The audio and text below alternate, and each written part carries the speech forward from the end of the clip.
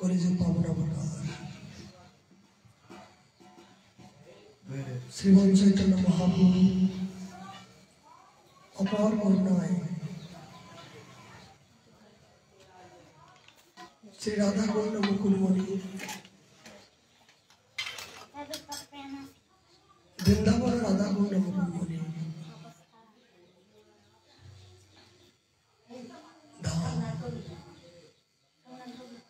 শ্রী রাধা মদন মোহন যে চরণ প্রান্তে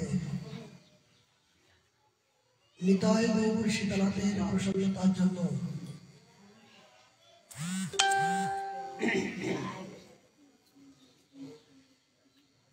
মদীয় গুরু মহারাজ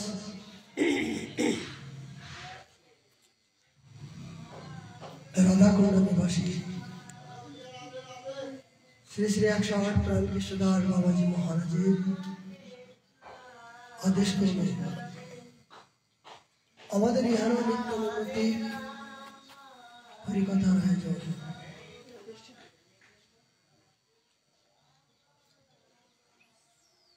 আজ আমাদের আস্বাদের বিষয় মহাপ্রভুর প্রিয় পার্শ্বদ বর্জন শ্রী কৃষ্ণদাস কবিরাজ বিরচিত চৈতন্য চন্দ্রামৃত মহাগ্রন্থ 16 পরিচ্ছেদে 232 নম্বর পরে থেকে কবিরাজ গোসাইপাদ আমাদের জন্য কি কৃপা করলেন তার পূর্বে আমাদের নিত্য নৈমিত্তিক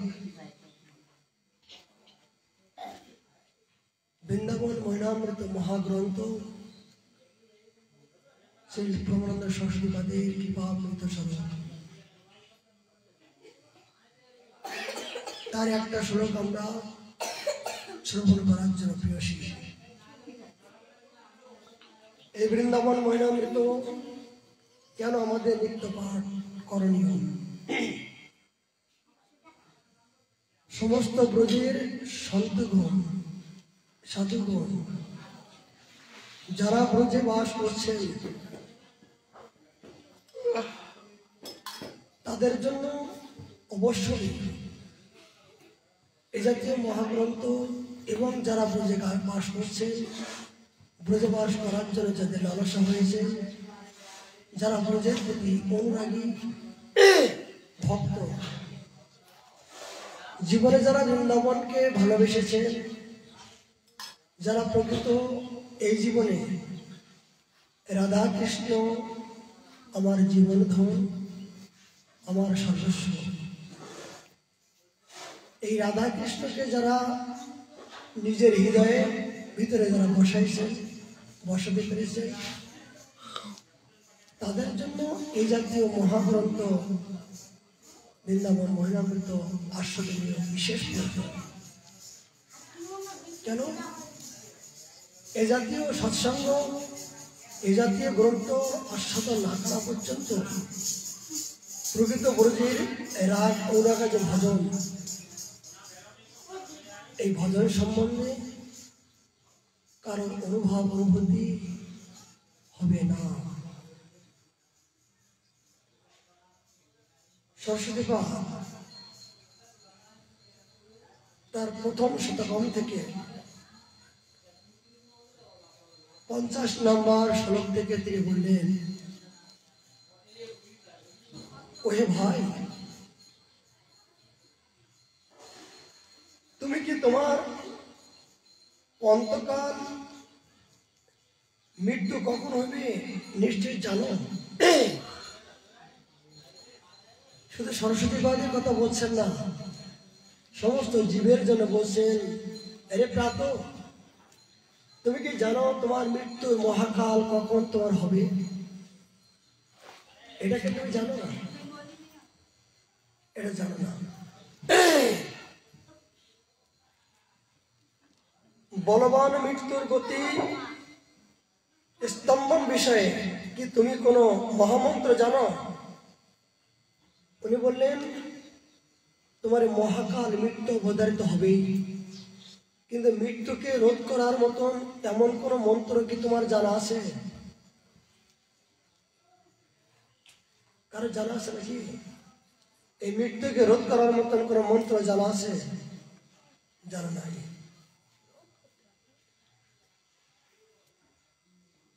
মৃত্যু কি তোমার কার্যের জন্য অপেক্ষা করবে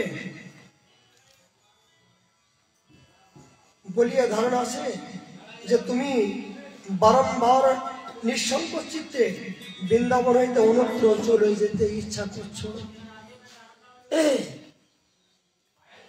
সরস্বতী মা একটাই বললেন, হে প্রাত, তুমি বৃন্দাবনে বাস করে বারবার তুমি বৃন্দাবনের বাইরে যাওয়ার জন্য তুমি ছটফট করছো কেন? তুমি কি জানো যে তোমার কখন কোন মুহূর্তে মৃত্যু হবে? তোমার বৃন্দাবনে আসার উদ্দেশ্য কি? আমি সেবা পাবো, প্রাণ জোড়াবো, সখীগণের সখী হব। সেই সখীগণের সখী যদি হতে চাও তাহলে বৃন্দাবনে সেই যুগল কিশোরের ভজন করে তার চরণাশ্রয় করো। সেই সখীর অনুগত্য যারা ভজন করছেন তাদের অনুগামী হয়ে তুমি তার দাসত্ব স্বীকার করো। কিন্তু সেই দাসত্ব স্বীকার না করে তুমি দুর্দুল্যমান অবস্থায় বিভিন্ন দিকে ধাবিত হতে যাচ্ছ।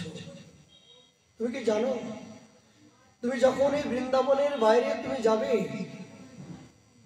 যে কোনো মুহূর্তে যদি বৃন্দাবনের বাইরে মৃত্যু হয় তাহলে সারা জীবন এই বৃন্দাবনে বাস করার কি সার্থকতা হলো?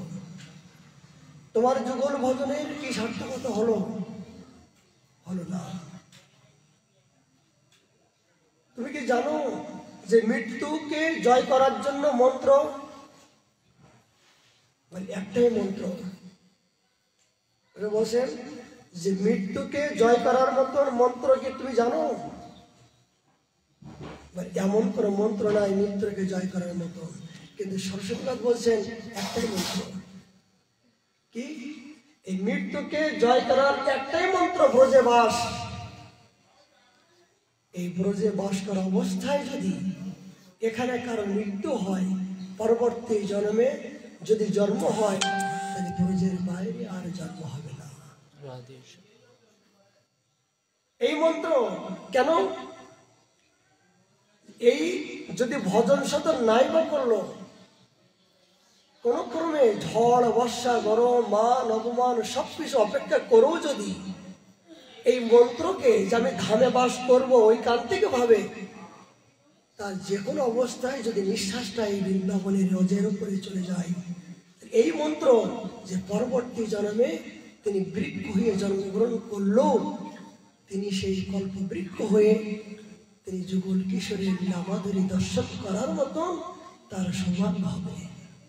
এটা বৃন্দাবনে বাস করে মৃত্যু হলে তাদের জন্য, অন্যত্র নয়।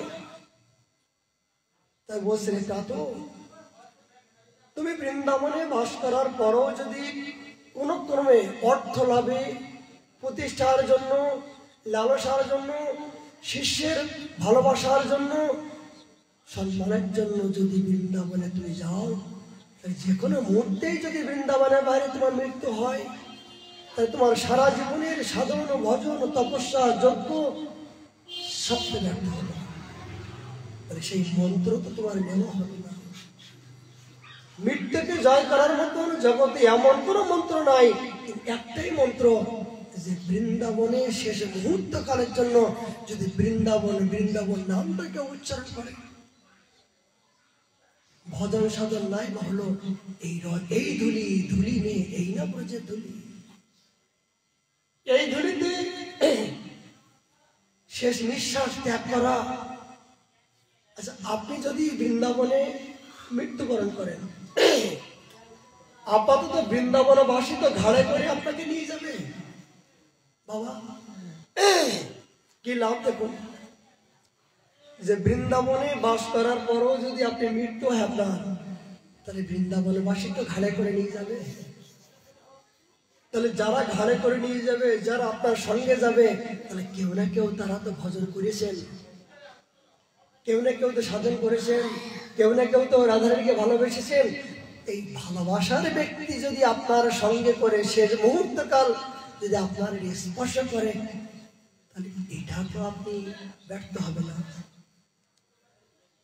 কিন্তু অন্যত্রে আপনি যদি মরে যান, অনাচারী, অত্যাচারী, বেবিচারী, বিভিন্ন প্রকার ধাম বহির্মুখতা, ভজন বহির্মুখতা, এই ব্যক্তি যদি আপনার স্পর্শ করে, এই ব্যক্তি যদি আপনার সৎ কাজ করার জন্য এগিয়ে আসে, তাহলে আপনার জীবনে কি হলো? কি হলো? কি সরস্বতী বললেন, ওরে ভাই, কি তোমার কার্যের জন্য কেউ অপেক্ষা করিবে বলিয়া ধারণা আছে যে তুমি বারংবার নিঃসঙ্গ চিত্তে বৃন্দাবন হইতে অন্যত্র চলিয়া যাইতেছ কেন? তুমি তোমার এই মৃত্যুর মন্ত্রটা তুমি নিতে নিও, এই মহামন্ত্র, মৃত্যুবান মন্ত্র পেও, এখনো পর্যন্ত তোমার দুর্গন্ধের প্রতি লালসা কেন? কেন বৃন্দাবনে তুমি বাস করছো বহু বহু জন্মের তপস্যার ফলে বৃন্দাবনে বাস হয়। বহু নাম জন্ম আনতে, এক জন্ম নয়, তখন বলছিলাম না, কত জনম তপস্যা এই শুধু বৃন্দাবনে বাস করার জন্য তিনি পাহাড়ে ছিলেন, একটু বৃন্দাবনে বাস করার জন্য। হে প্রাত, এখনো সেই পবিত্র বৃন্দাবনে বাস করার পরও এখনো পর্যন্ত তুমি অন্য জায়গায় ধাবিত হবার কারণ কি? কারণ একটাই, যে তোমার এখনো পর্যন্ত শ্রদ্ধা পরিপক্ত হয়ে যায়, এখনো শ্রীমতী রাধারানীর প্রতি তোমার এখনো পূর্ণ বিশ্বাস হয় নাই যে এখানে থাকলে আমার কে দেখবে, কে গতি হবে, কি খাবো, কি নেব, আমাকে কে দেখবে। তো বৃন্দাবনে বাস করে যদি এখনো পর্যন্ত আমাকে কে দেখবে, কি খাবো, কি নেব, কে দেবে, এই চিন্তা করা হয়, তাহলে আমার মতন দুরাচারী, আমার মতন নর পশু জগতে হয়েছে কিনা সন্দেহ হবে। কেন? যিনি বৃন্দাবনেশ্বরী স্বয়ং সম্পূর্ণ, তিনি লয় প্রলয়, যিনি ভগবান শ্রীকৃষ্ণের প্রেমের গুরু, যার নখগ্র থেকে কোটি কোটি লক্ষ্মীর সৃষ্টি হয়, যে লক্ষ্মী কৃপা করলে, সন্তুষ্ট হলে, প্রসন্ন হলে আপনার ধন সম্পত্তি সন্তান সবকিছু হয়ে থাকে। আর যে চরণ থেকে কোটি কোটি লক্ষ্মীর সৃষ্টি হয়েছে, তার চরণ প্রান্তে বাস করার পরও এখনো যদি তোমার অন্যত্রে যাওয়ার লালসা হয়, এ মূর্খ জীব। তোমার এ জীবনে ভগবত প্রাপ্তি, এ জীবনে তোমার বৃন্দাবনে বাস করু, সেই যুগল কিশোরের কোনোদিন কদাপিও তুমি আশ্রয় পাবে না, পাবে না, পাবে না। সরস্বতী পাদ এই দিক নির্দেশনা করলেন যে কোন জাতীয় নিষ্ঠা সহকারে বাস করলে রাধারানী তার প্রতি অতি তাড়াতাড়ি প্রসন্ন হন। এই দিক নির্দেশনা আমরা জানো, শুধু বৃন্দাবনে বাস যারা করছেন তাদের জন্য কে কথা নয়, বৃন্দাবনের বাইরে যারা বাস করছেন কিন্তু তাদের দেহটা আছেন সংসারের মধ্য দিয়ে, জগতের মধ্য দিয়ে দেহটা আছেন, মনটা আছেন কখনো বৃন্দাবনে যাব, কখনো রাধাকুণ্ডে যাব, কখনো সাধু সঙ্গ করব, কখনো হরিনাম সংকীর্তনে যোগদান করব, মানে এই তারা কিন্তু বঞ্চিত হবে না। বলে দেহটা কারাগারের মধ্য দিয়ে না রাখলে নয়, কর্তব্য কর্ম না করলে নয়, হচ্ছে বটে, কিন্তু মনটা যদি বৃন্দাবনে থাকে তাহলে তার পরবর্তী জন্মে কিন্তু মৃত্যুর পরও এই বৃন্দাবন ধামে তার আসবেই। কেন? অন্তকালে সমন্তকালে বলা, মৃত্যুর সময় যদি এই বৃন্দাবন চিন্তা করতে করতে কারো মৃত্যুবরণ করেন, অলৌকিক ঘটনা। আমার পিতামহ উনি যখন মারা গেছেন, যাওয়ার পরে একদিন পরে স্বপ্নে আদেশ করছেন, আরে বৌমা, আমি বৃন্দাবনে যাব, লাঠিটা দেওনি কেন? স্বপ্নে আদেশ করছেন যে আমি যে বৃদ্ধ হয়ে গেছিল, 80-90 বছর বয়স ছিল, বলছেন আমি যে আমার ছেলের কাছে যাব। দেখুন কি অলৌকিক ঘটনা। আমার পিতা, আমার বাবা মৃত্যুর পরে অন্যত্রে মৃত্যুবরণ করছেন। তো বলছে, বৌমা, আমি আমার ছেলের কাছে যাব, তপনের কাছে যাব, আমার লাঠিটা দেননি কেন? এত দূরে যেতে গেলে আমার কষ্ট হয় না? লাঠি দরকার, লাঠিটা দেননি কেন? এ জাতীয় তিনি মৃত্যুর একদিন পরে এই স্বপ্নাদেশ করছেন। আর তিনি যে বৃন্দাবন এসেছেন তার প্রমাণ অনুভব করেছি। একদিন পরে হঠাৎ করে একজন আমার মেয়েকে স্বপ্নে আদেশ বসেন, হঠাৎ করে ঘুমিয়ে আসে, বলছে ঠাকুর দাদা উপরে আমাকে ডাকছে, তুমি এখনো বসে আসছো, তোমার বাবা এসছে আমাকে ডাকছে। বলে কোথায়? বলে ছাদের উপরে বসে ডাকছে। তাহলে কি ধানের বাইরে থাকলেও দেহটা আছে, মনটা যদি বৃন্দাবনে থাকে তাহলে কিন্তু তার প্রতি যা মতি তা হবে গতি। বলে যা মতি তাই হবে গতি। যদি মতি যদি আমার ঠিক থাকে, রাধা চরণে মতি থাকে, গুরু চরণে যদি আমার মতি থাকে, আমার গতি অবশ্যই বৃন্দাবন ধাম হবে। আমার গতি গুরু চরণ হবে, আমার গতি গৌর চরণ হবে, এতে কোনো সন্দেহ নাই। এই জন্য দেখুন, সারাদিন আপনি যা চিন্তা করবেন, যার প্রতি আপনি বেশি আসক্ত হবেন, দেখবেন রাত্রিবেলা আপনি স্বপ্নে তাই দেখবেন। সত্য কিনা বলুন?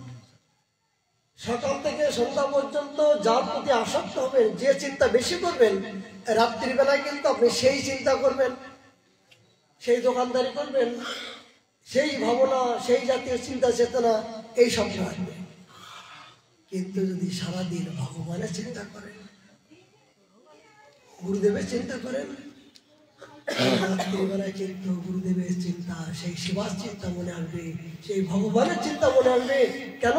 ওই মনটা চিন্তা করতে করতে ওই ভাবিত হয়ে মনটা তৈরি হয়ে যাবে। একজন কর্মকারে যেমন কাঁচা মাটির থেকে যা কিছু গড়ানো হবে, একই মাটির থেকে কেউ থালা বানাচ্ছেন, কেউ গিলাস বানাচ্ছেন, কেউ বাটি বানাচ্ছেন, তাই তো বাবা? তাহলে যা বানাচ্ছেন ওটা নরম থাকে, কিন্তু শক্ত কখন হয়? যখন আগুনে দিয়ে যখন পোড়ানো হয় তখন কিন্তু শক্ত মজবুত হয় না।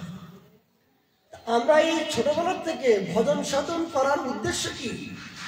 যে মনটা ওই নরম অবস্থা থেকে, বালক অবস্থা থেকে মনটা যেন সৎ চিন্তা চেতনা করতে করতে যদি আমার পরিপক্ত দশা হয়, যদি পরিপক্ত দশা হয়, তাহলে মৃত্যুর সময় কিন্তু ওই ঘরটা কিন্তু আর সহজে ভাঙবে না।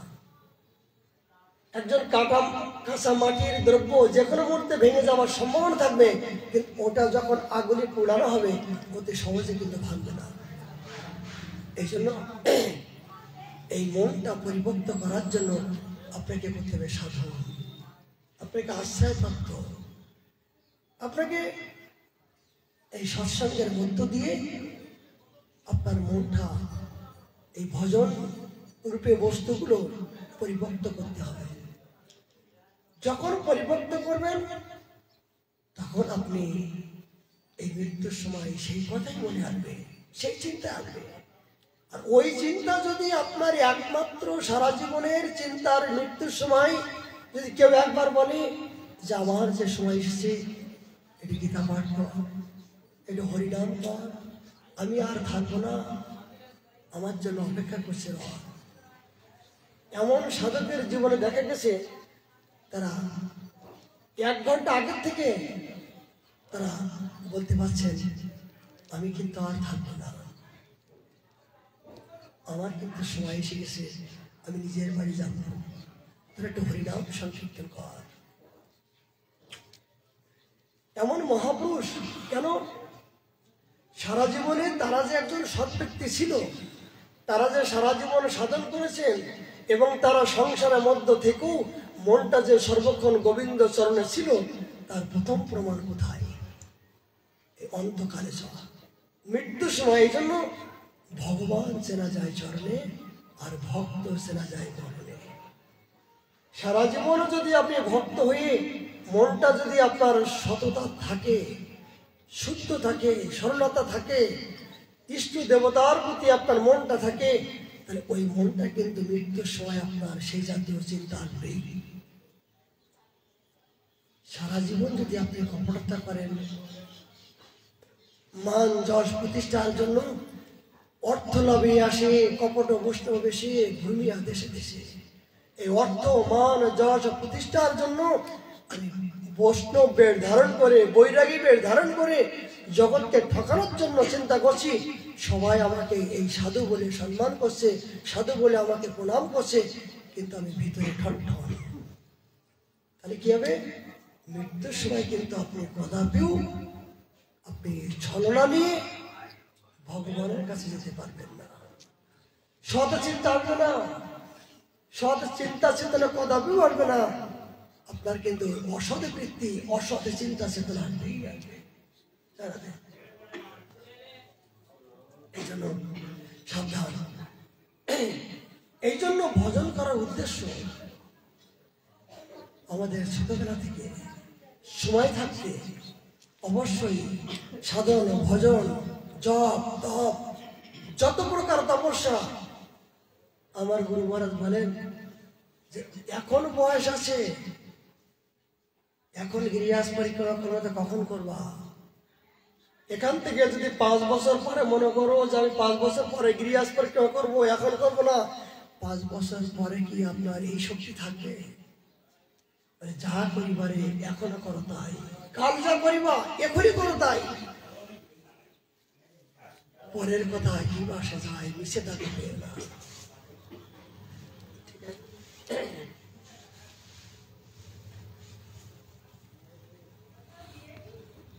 চলো চলো চলো।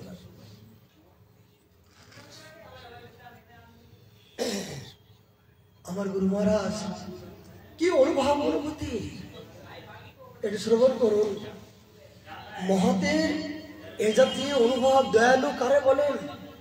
নিতাই চাঁদের যে আদর্শ রূপে জগতে এখনো কেউ আচরণ করছেন, সেগুলো আমার গুরু মহারাজের দেখে আমি উপলব্ধি করি, যতটুকু করলাম। বাবা, আমার গুরু মহারাজের দেখে যতটুকু উপলব্ধি করলাম, যিনি অপরের দুঃখে যে কত দুঃখে কাতর হন, জগতে কাউকে দুঃখ দেখলে তার প্রাণটা যে বিগলিত হয় সাধকের জীবনে।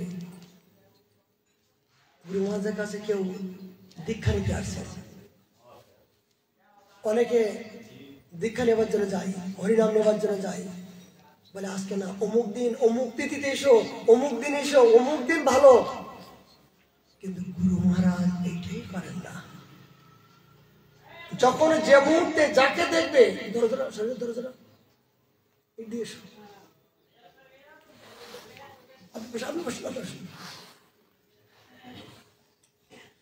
যখন যে মুহূর্তে গুরু মহারাজের কাছে কৃপা নেবার জন্য আসবে, তখন সেই মুহূর্তে তিনি সবাইকে কৃপা করার জন্য কোনো দিন খান নয়, ভালো মন্দ নয়। কেন? ইট দিয়েছ না, ইট দিয়েছ না, ইট পাগল।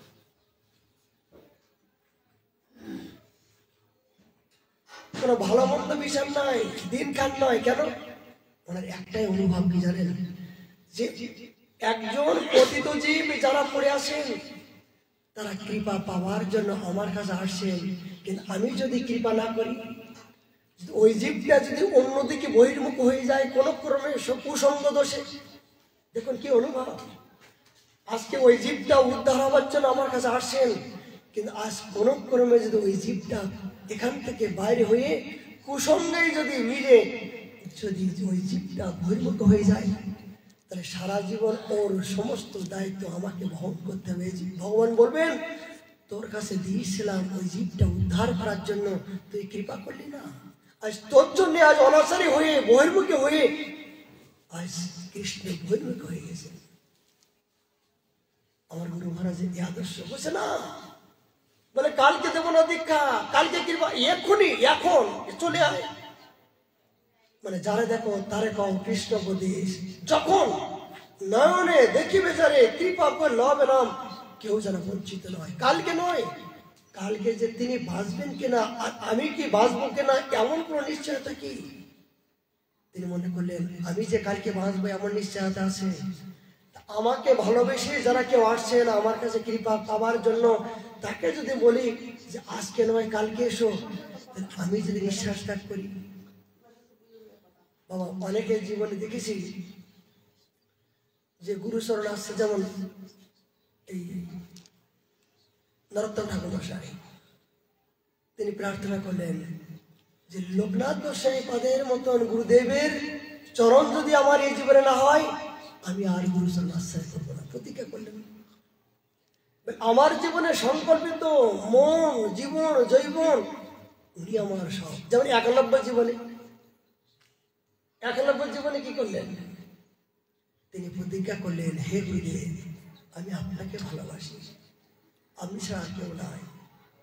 গুরুদেব বলে না, তোকে আমি কৃপা করবো না, তোকে দয়া করবো না। 91 তো নিচ জাতি জন্ম ছিল, তো এই জন্য তাকে দীক্ষা দেয় নাই। কি করছিল জানেন? শ্রদ্ধা কেমন হয়, গুরু শক্তি কোথার থেকে আসে? এই গভীর জঙ্গলের মধ্য দিয়ে এই গুরুদেবের বিগ্রহ তিনি মাটি দিয়ে তৈরি করছিলেন।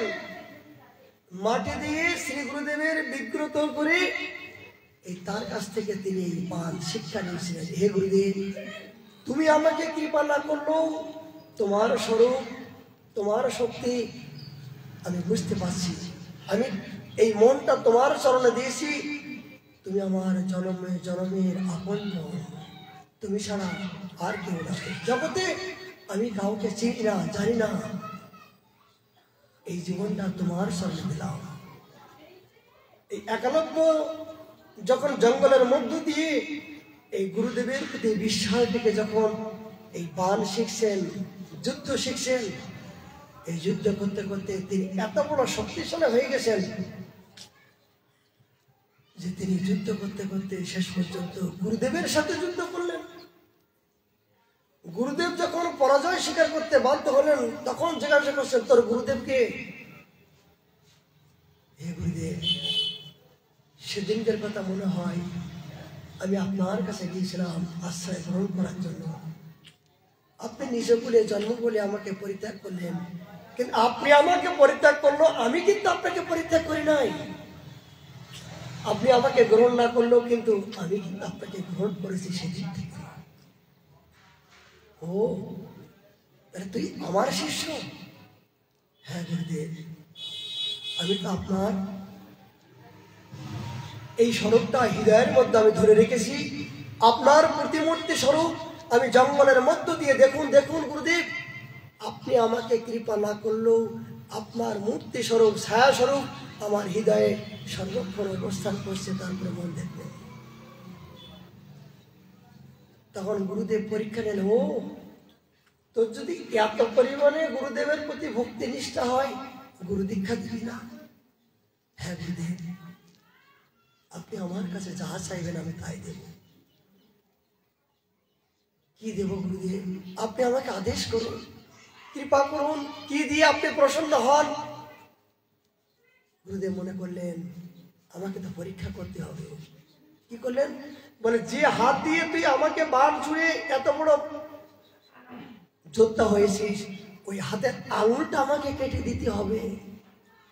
ওই হাতের আঙুলটা যদি কেটে দিতে পারিস, তবেই মনে করবো যে হ্যাঁ তুই আমার প্রতি তোর শ্রদ্ধা হয়েছে, আমাকে ভালোবেসেছিস। গুরুদেব তথাস্তু। শুধু আঙুল কেন?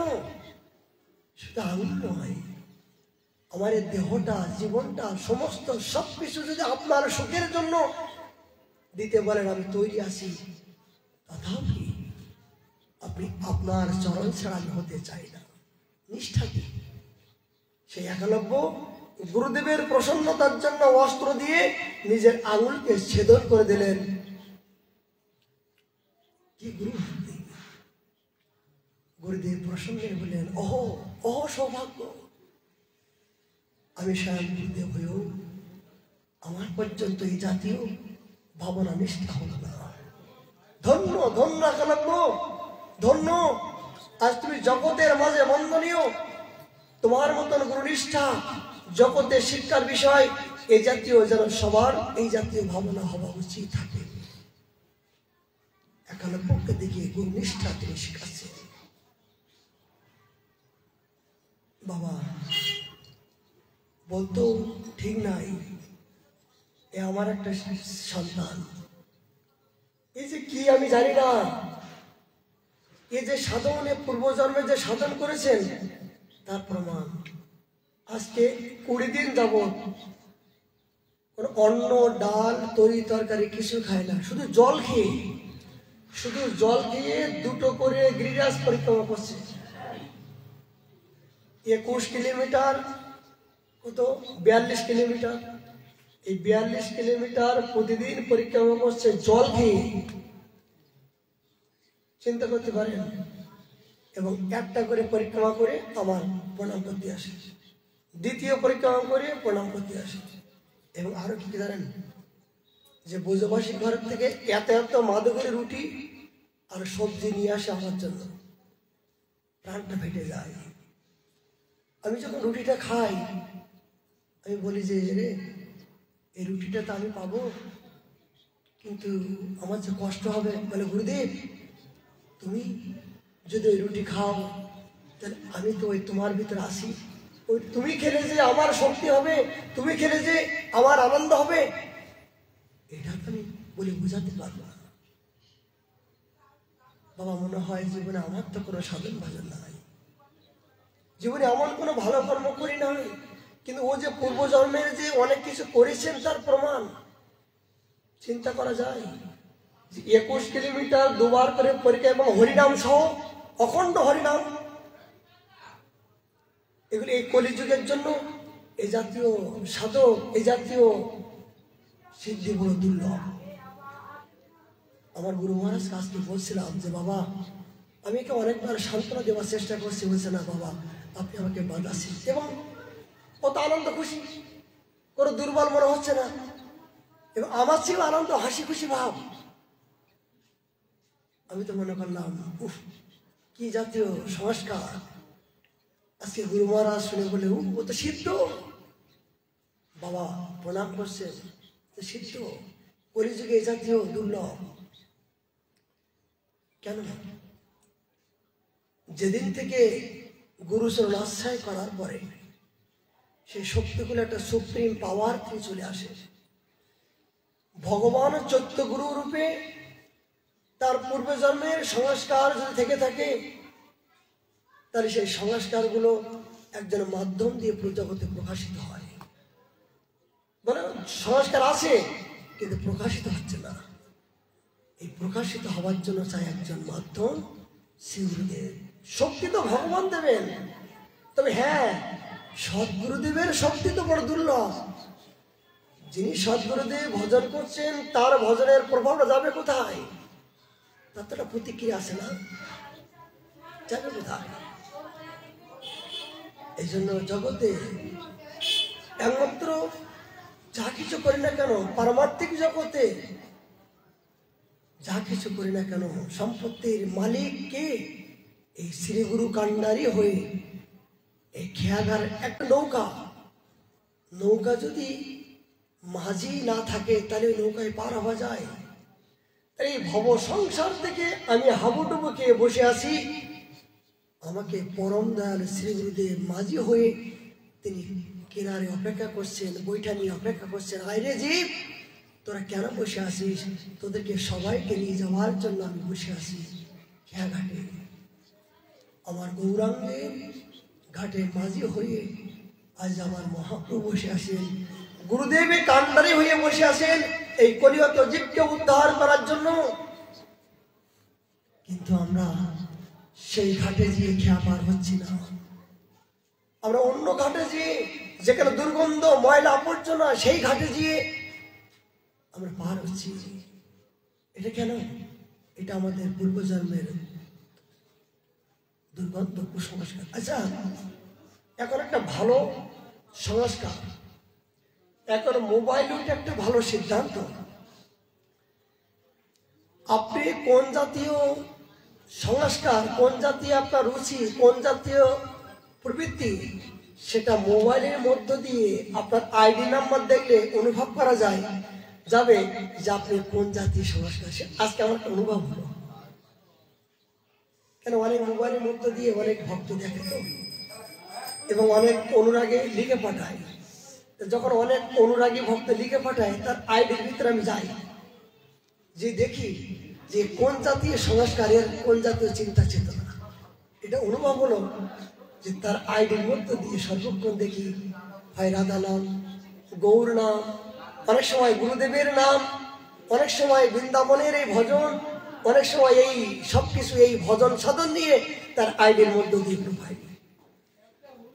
অনেকে দেখা যায় মুখ দিয়ে তার মনের কথাগুলো বলতে সাহস পায় না, কিন্তু মোবাইলের মধ্য দিয়ে কিন্তু মনের কথাগুলো বলে।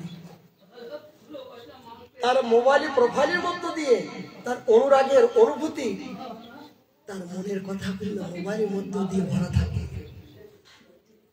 এই জন্য আপনাকে জানতে গেলে এখন একটা ভালো সহজ পদ্ধতি, যে আপনি যে কোন জাতীয় সংস্কার, কোন জাতীয় আপনার আধার আছে, সেটা যদি মোবাইলের মধ্য দিয়ে কেউ যদি একবার আইডির ভিতরে ঢুকতে পারে, তখন বোঝা যাবে তার সংস্কার কোন জাতীয়, তখন বোঝা যাবে তার কোন জাতীয় চিন্তা চেতনা। কিন্তু অনেকে সামনে আসুন, সামনে আসুন, সামনে এসে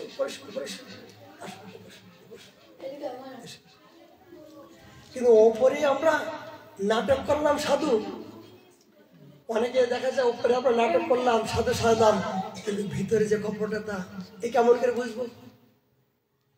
এটা বাস্তব উদাহরণ।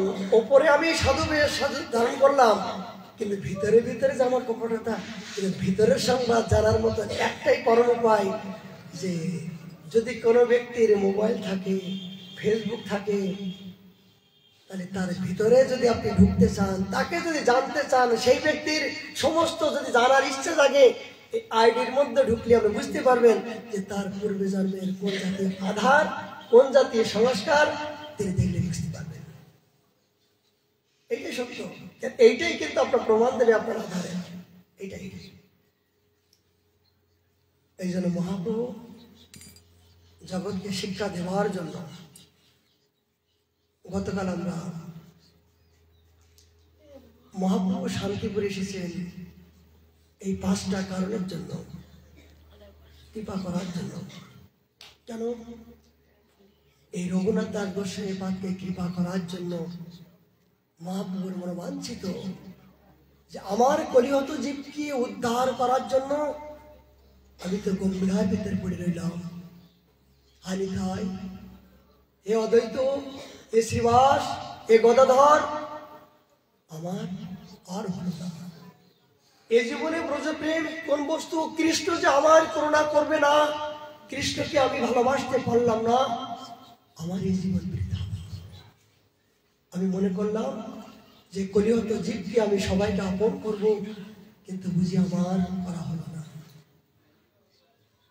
তাই মনের অনুরাগে চলে আসলেন শান্তিপুরনাথে, অদ্বৈত ভবনে। কেন? যে রঘুনাথ দাস যে অপেক্ষা করছেন আমাকে পাবার জন্য, তার দিয়ে দিয়ে জগতে অনেক কাজ বাকি আছে। গুপ্ত তীর্থ উদ্ধার, গ্রন্থ অধ্যয়ন, নিত্য নৈমিত্তিক বৃন্দাবনের অপ্রাকৃত ভজনের রহস্যময় তত্ত্ব একমাত্র রঘুনাথের মাধ্যম দিয়ে আমি প্রকাশিত করব। এই জন্য মহাপ্রভু চলে আসলেন এই অদ্বৈত ভবনে।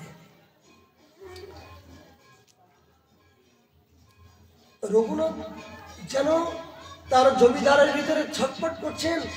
তিনি জানতে পারলেন যে আমার প্রাণের প্রিয়তমা আমার চৈতন্যদেব, তিনি আজ শান্তিপুরে এসেছেন, আমাকে তো যেতেই হবে। আচ্ছা, তখন তো মোবাইল ছিল না বাবা। এখন যেমন কোনো কিছু দুঃসংবাদ হলে হ্যালো বললে পরাই এক প্রান্তে থেকে এক প্রান্তে শুনতে পাই, কিন্তু মহাপ্রভু যে শান্তিপুরে আসলেন, আর রঘুনাথ দাস গোস্বামী বাজে ওই জমিদারে অনেক দূরত্ব ছিল, তখন তো সংবাদ দেয় নাই, কিন্তু রঘুনাথ দাস ভিতর থেকে জানতে পারলেন এই ভিতরে যে মোবাইল, অন্তরে যে মোবাইলে যদি কারো সম্বন্ধ হয়ে যায়, জড়জগতের মোবাইলে নেটওয়ার্কের সমস্যা হলে আমাদের ভিন্ন হয়, কিন্তু অন্তরে অন্তরে যদি একবার ভালোবাসার জায়গায় যদি একবার একাকার হয়ে যায়, এই নেটওয়ার্কে কেউ বন্ধ করতে পারবে না। ভক্ত এবং ভগবানের সাথে যখন অন্তরঙ্গ প্রীতি একান্ত হয়ে যায়, তখন এটা কেউ আপনার বন্ধ করতে পারবে না। রঘুনাথ দাস জানতে পেরেছিলেন যে আমার চৈতন্যদেব তিনি আসছেন, আমাকে যেতে হবে। আসলেন তাই 7 দিন শান্তিপুরে প্রভু সঙ্গে রহে, রাত্রি দিবসে এই বড় কথা কহে। মহাপ্রভু আর রঘুনাথের যেন ভক্ত এবং ভগবানের মহামিলন। বহুদিন পরে তারা সঙ্গ বিচ্ছিন্ন হয়ে গেছিল, আজ তারা একাকার হয়ে তাদের মনের আবেগ, উৎকণ্ঠা, অনুরাগ, তারা পরম আনন্দে যেন দুজনের একটা মহামিলন কেন্দ্র শুরু হয়ে গেছে। তাদের আহার নাই, বিহার নাই, নিদ্রা নাই। ভগবান মনে করছেন আমি তো পেয়েছি, আমি তো আহার পেয়েছি, একে দিয়ে আমার কাজ, আমি তো খোঁজ করছিলাম, একে দিয়ে আমি জগতের কল্যাণ করবই। আর রঘুনাথ মনে করলেন যে আমি তো খোঁজ করছিলাম যে এ জাতীয় আমার প্রেরণা, ইনাকে তো আমি খোঁজ করছিলাম। কেন?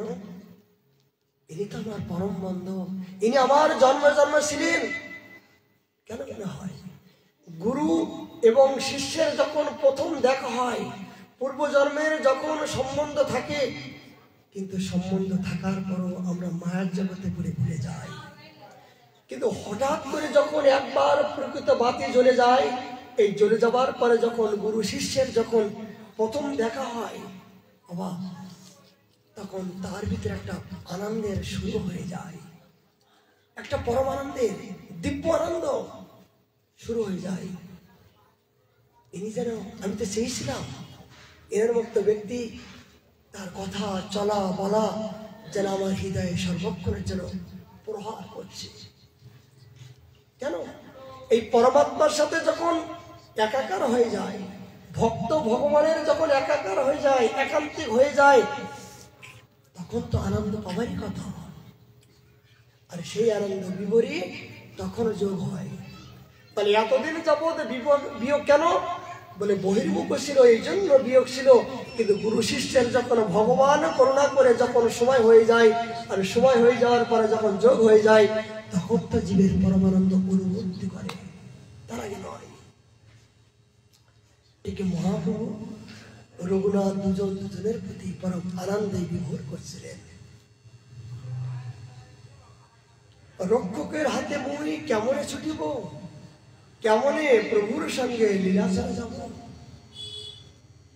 রঘুনাথ বললেন, আমার পিতা এই 12 জন পাহারাদার দিয়ে আমাকে পাঠিয়েছেন যেন আমি এখান থেকে অন্যত্র কোথাও না যাই।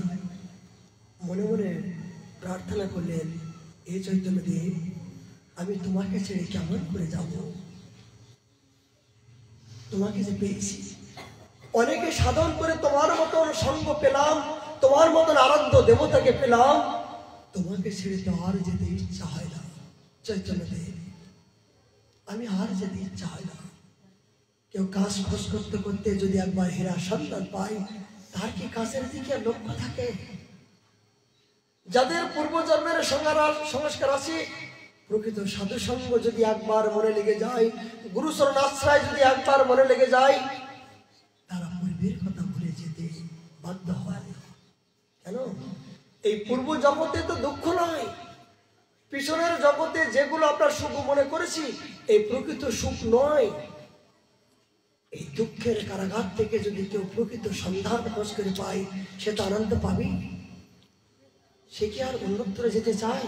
কদাপি নয়।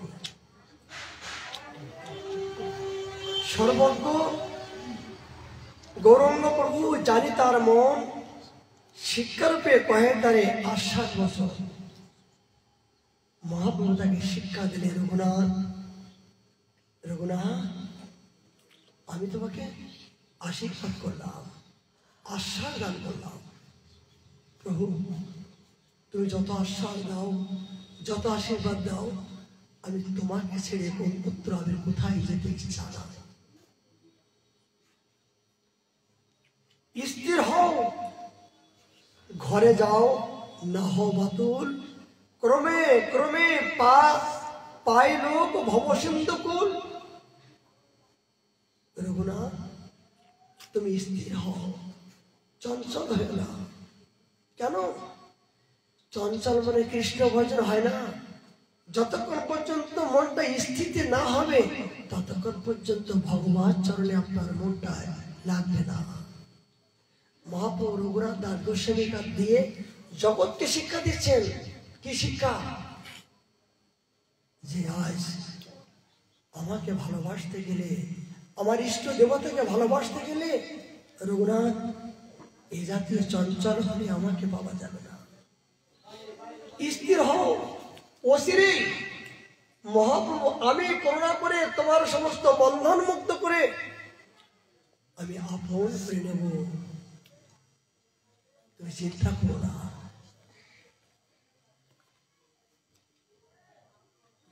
মহাপ্রভুকে বললেন, মর্কট বৈরাগ্য না করো লোক দেখাইয়া, যথাযোগ্য বিষয় ভুঞ্জ অনাসক্তয়া। রঘুনাথকে কি শিক্ষা দিচ্ছেন? ত্যাগ, বৈরাগ্য, নিষ্ঠা, ধাম, এগুলো রঘুনাথের নিয়ম যারা পাশারা করা। এই জাতীয় জীবন চরিত আমরা শ্রবণ না করলে আমাদের ব্রজ নিষ্ঠা হবে না, ধাম নিষ্ঠা হবে না। রঘুনাথ, তুমি মর্কট বৈরাগ্য কখনো দেখাইবে? তুমি যে এখনো চঞ্চল, হঠাৎ করে আবেগে আমাকে পাওয়ার জন্য ব্যাকুলতা হয়েছে, কিন্তু আবেগটা কি সারা জীবন থাকবে? থাকবে না। যেমন কেমন অনেকে ভক্ত অনেক অনুরাগে বৃন্দাবন আসে, এসে প্রথম প্রথম কি করবে? মালা পরবে, তিলক করবে, হরিনাম করবে, গৃহাস পরিক্রমা করবে, সবকিছু করবে। করতে করতে করতে করতে করতে করতে যখন আস্তে আস্তে কষ্টসাধ্য, যখন একের পর এক আর বিভিন্ন সাধুর একটা কথা বললো, সে কথাগুলো সহ্য করতে পারলো না, তখন অনুরাগটা তার নষ্ট হয়ে গেল। মহাপ্রভু বললেন, মর্কট বৈরাগ্য মানে কি? বান্দর। বান্দরকে বলছেন, বাঁদরকে বলছেন মর্কট বৈরাগ্য কখনো দেখাইবে? রঘুনাথ, তুমি যদি শুদ্ধ ভজন করতে চাও, এই মর্কট বৈরাগ্যর লঘুনাথ তিনি বললেন কি? বাঁদরগুলো দেখেছেন তো সবাই, বলছে কোনো ঘর নাই, কোনো ঘরে বাস করে না, কোনো ঘরের ভিতরে বাঁদর বাস করে, রাখলেও কি বাঁধ থাকবে? জানে না। তারা কাপড় চোপড় পরে না, বাঁদর কাপড় চোপড় পরে নাকি? পরে না। এবং আরো কি করে? তারা এক জায়গায় থাকে না। বৈরাগী বটে। আমরা যেমন ঘর বেঁধে থাকি, আমরা যেমন ভালো মন্দ খাই, কিন্তু বাঁদর কিন্তু আমাদের চেয়ে অনেক উন্নত। তারা স্থিতিভাবে এক জায়গায় বাস করে না, এক ডাল থেকে আরেক ডালে, এক বৃক্ষ থেকে এক বৃক্ষে। তারা কত বৈরাগী, পরনে কাপড় পরে না, কিন্তু তাদের কি এই বান্দির প্রতি আশা। বলে বৈরাগী ঠিক আছে, এখনো বান্দির প্রতি আসক্ত। তারা প্রতি মুহূর্তের জন্য ওই বান্দর আর বান্দিনী থাকলে তাদের এইটা হলো মর্কট বৈরাগ্য। বান্দরকে দেখাচ্ছে কত চালাক, কত চতুর, যে অনেক বান্দর দেখা যায় অন্যদিক তাকিয়ে আছে। বাবা, যখন মাদুগিরি করি প্রসাদ পাই, মাদুগিরি করে যখন প্রসাদ পেতে বসি, যখন ভোগ লাগায়, মানে পু পু করে, এবার অন্যদিকে ফিরে তাকিয়ে আছে, মনে করছি ও বড় করছে, আমাকে দেখতে পাচ্ছে না। ও বাপরে বাপ, তখন কোন মুহূর্তে একবার সবল দিয়ে আপনার ব্যাগটা নিয়ে গেল, ও রুটির পাত্রটা নিয়ে গেল। দেখেছেন, মানে দেখে মনে হয় যেন দুঃখ লাগে, ও কিছুই জানে না। মানে যে বাঁদরগুলো এইরকম মাথা নিচে করে কু কু করে, দেখে মনে হয় কিছুই জানে না। কিন্তু তারা এত চতুরতা, এত সচেতন যে সামান্য একটা তিল পড়লে ওরা এরকম হঠাৎ ঘুমিয়ে আসে, ফট করে আপনি একটা শব্দ করুন, ঘুমিয়ে যাবে। এত ভয়। যেমন আমরা ঘুমাই, আমাদের বারবার ডেকে ডেকেও আমাদের ঘুম ভাঙে না, আর ওদের সামান্য একটা তিল পড়লে ওরা বলতে পারে, ওদের বৈরাগ্য। মহাপ্রভু বলেন এই বান্দর বৈরাগ্য মর্কট বৈরাগ্য কবু না দেখাইবে। গিরে যাও, মন করো স্থির, অচিরেই পাইবে তোমার। সময় হলে আমি তোমাকে বন্ধন মুক্ত করব। কেন? যে আবেগে কোনো কিছু হবে না। আবেগে আজকে আপনি মনে করলেন আমি গৃহস্থ করবো, আমি মাদুগিরি করবো, কিন্তু দেখা যায় দুদিন করতে করতে আপনি আর করতে পারলেন না। বলে এগুলো নয়। অনেকে দেখা যায় গৃহস্থ প্রথম দুদিন দুইটা তিনটে করে করছে বাবা, তাদেরকে বারণ করছি যে এত করো না, এগুলো করলে কষ্ট হবে, কিন্তু চলছে আবেগে। কিন্তু এমন একদিন হয়ে গেল যে একেবারে দেখার একটাই করতে পারছে না, একটাই করতে পারছে না। এটা নয়। মহাপ্রভু বলছেন মর্কট বৈরাগ্য, ফুলক বৈরাগ্য, সূক্ষ্ম বৈরাগ্য, শ্মশান বৈরাগ্য আর যুক্ত বৈরাগ্য। বলে শ্মশান বৈরাগ্য কারা বলছেন? বৈরাগ্যের কথা বলছেন যে শ্মশান বৈরাগ্য কারা বলে? যা আমরা দেখতে পাচ্ছি যে আমার স্ত্রী মারা গেল, তার জন্য কত কান্নাকাটি করছি, ঘাড়ে করে নিয়ে আমি মনে করছি আমাকে একদিন মৃত্যুবরণ করতে হবে, আমাকে তো একদিন এই চিতায় জ্বলতে হবে, আমি আর সংসার মধ্য দিয়ে আর ডুববো না, আমি একমাত্র হরিভজন করব, আমি গুরুচরণ আশ্রয় করব, এই একমাত্র এই সঙ্গে যাবে, জগতে যা কিছু করলাম সব ব্যর্থ। শ্মশান পর্যন্ত ওইটা দেখে আমার মনে হলো বৈরাগ্যের কথা, যে না আমাকে তো একদিন মৃত্যু হবে, আমি তার জন্য তৈরি হই। ওই শ্মশান পর্যন্ত আপনার বৈরাগ্য আসলো। এবার ওখান থেকে যখন আবার মায়ার জগতে, আবার কামিনী কাঞ্চন এই ঘরের ভিতরে ঢুকলেন, তখন সব ভুলে গেলেন। যেমন বৃন্দাবন আসে অনেকে, গুরুচরণ আশ্রয় করছে, সাধু সঙ্গ করছে, খুব আনন্দই, বাবা বাবা আমি সারা জীবন আপনার চরণে থাকতে চাই, সর্বক্ষণ আমি ভজন করতে চাই, এ করবো তা করবো। কত অনুরাগ, কত মায়া, কত দয়া, কত অনুরাগ দেখিয়ে আমাদেরকে ঠকিয়ে চলে যাচ্ছেন। এক সপ্তাহ ধরে আসছেন, এসে তারা অনেক কীর্তন আনন্দ কত কিছু আমাদের সুখ দিয়ে আমাদের ঠকিয়ে তারা চলে যাচ্ছেন। তারপরে আর কোনো খোঁজ খবর নাই। বাবা প্রতিদিন ফোন করবো, আপনার কথা শয়নে স্বপ্নে মনে হবে, আপনি যা বলবেন তাই শুনবো। এই শ্মশান বৈরাগ্যের মতন কিছু, মানে কি যখন সাধুর পাশে আসে তখন তার সংস্কারগুলো জাগ্রত হয়, কিন্তু আবার যখন মায়ার জগতে পড়ে যায় তখন ভুলে যায়। যেমন আগুনের ভিতরে যতক্ষণ লোহা থাকবে ততক্ষণ রঙের পরিবর্তন হয়। সাধু সঙ্গ কেন করে? এই যে নিত্য নৈমিত্তিক হরিকথা শ্রবণ কেন দরকার? বলে দেহটা লোহা হয়ে গেছে, লোহা কালো কুশ্রী, জন্ম জন্মান্তরের এই যে দুর্গন্ধ পচা নর্দমায় পড়ে পড়ে দেহটা মরিচা ধরে গেছে, এই মরিচাটা উঠতে চাচ্ছে না। বলে মরিচা পরিষ্কার করতে গেলে কি করতে হবে? আগুনের ভিতরে ঢোকাও, আগুনের ভিতরে ঢুকাইয়ে হাতুড়ি দিয়ে বারবার বারবার ওকে আঘাত করো, তবেই লোহাটা জংটা পরিবর্তন হবে না, লোহাটা পরিবর্তন হবে না। এই যখন সাধু সঙ্গে থাকে, যখন এই আনন্দের ভিতরে যে আসে, তখন অনেক অনুরাগে অনেক কিছু মনে হয়, কিন্তু সাধু সঙ্গের বাইরে যখন চলে যায়, ধামের বাইরে যখন চলে যায়, এই অপ্রাকৃত বস্তুর বাইরে যখন চলে যায়, তখন মায়াদেবী বলে এইবার তো আমি সুযোগ পেয়েছি, এইবার তোকে গ্রাস করবো। তখন সবকিছু ভুলে গিয়ে আবার সংসার কারাগারের মধ্য দিয়ে আবার স্ত্রী দাসত্ব, জগতের দাসত্ব, সবই দাসত্ব করতে শুরু করেন। আজকে মুরারি বাবা একটা কথা বললেন কীর্তনে, একজন স্ত্রীকে বলছে, রে সবাই হরে কৃষ্ণ বলছে, তুমি হরে কৃষ্ণ বলছো না কেন? ও বলছে হরে কৃষ্ণ কেন বলবো, হরে কৃষ্ণ কেন বলবো? ও বলছে কি যে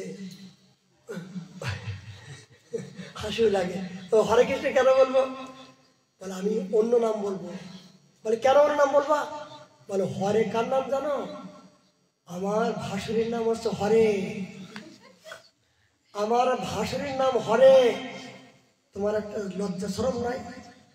আমি নিজে আমার ভাসুরের নাম করব। আর কৃষ্ণ কার নাম? বলে কৃষ্ণ আমার শ্বশুরের নাম, আমার শ্বশুরের নাম কৃষ্ণ। আর রাম কার নাম? বলে আমার ভাতারের নাম রাম।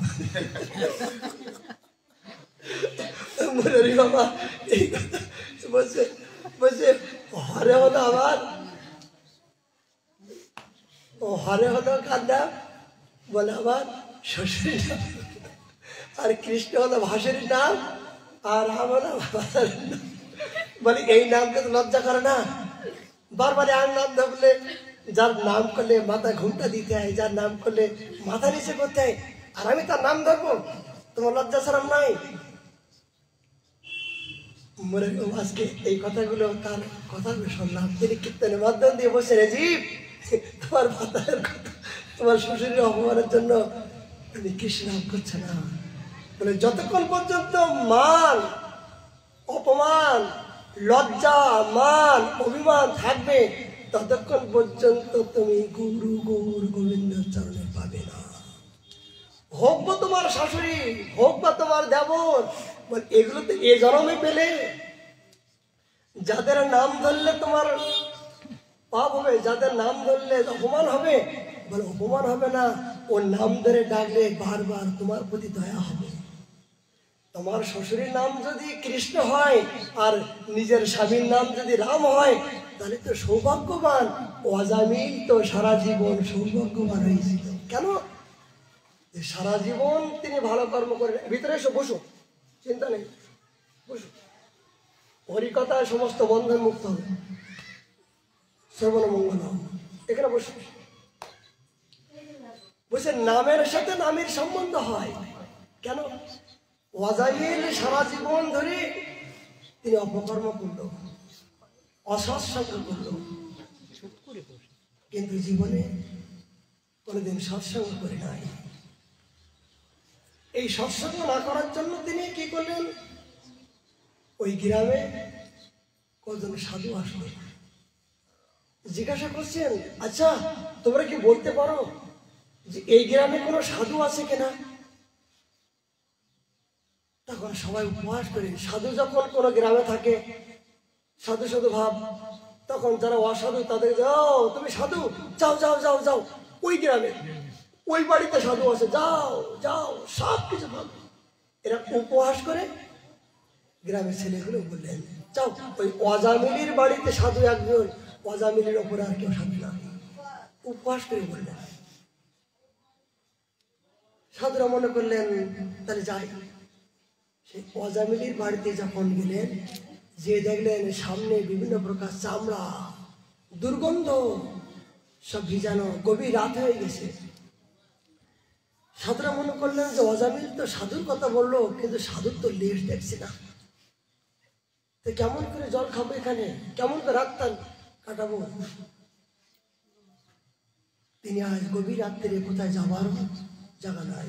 দেখুন সাধুর কৃপা, নামের কি মহিমা, জগৎকে কি শিক্ষা দিচ্ছেন। তখন সাধু বললেন, মা গো, অজামিল তো বাইরে চলে গেছেন শিকারের জন্য, এবং অজামিলের স্ত্রীকে একটু ধর্মপরায়ণ ছিল, সে তো শূদ্র।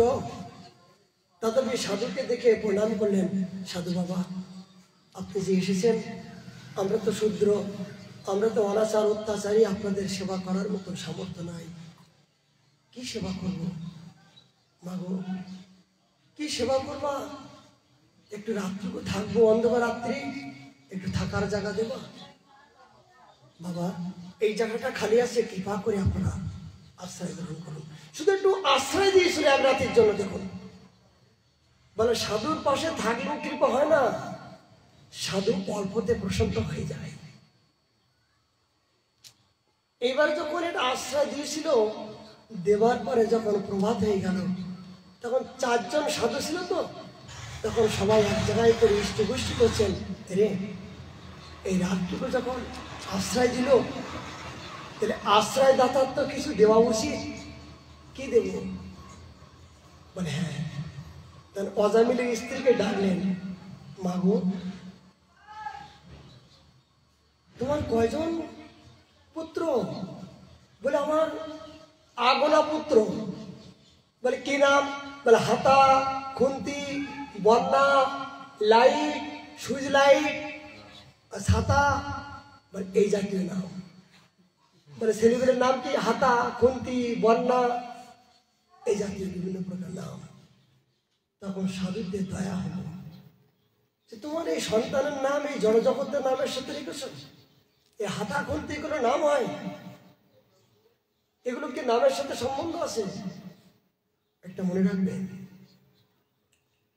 যদি কারোর নামকরণ করতে হয় তাহলে একটু কষ্টি দেখিয়ে ভগবানের নামের সাথে সম্বন্ধ রাখার চেষ্টা করবেন।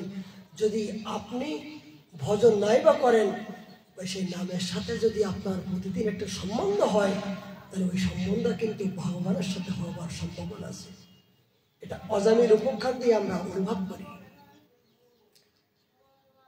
অজামিলের দয়া হলো, বলছেন আরে একটা কথা তুমি রাখবে মা, তোমাকে কিছু দিয়ে যাই। বলে কি বাবা? বলুন। বলে তোমার তো অনেকে সন্তান হয়েছে, কোন সন্তান তো প্রকৃত নামের সাথে আমি সম্বন্ধ দেখতে পাচ্ছি না, কিন্তু তোমার গর্ভের ভিতরে যে সন্তান আমি দেখতে পাচ্ছি, এটা অনেক সুলক্ষ না।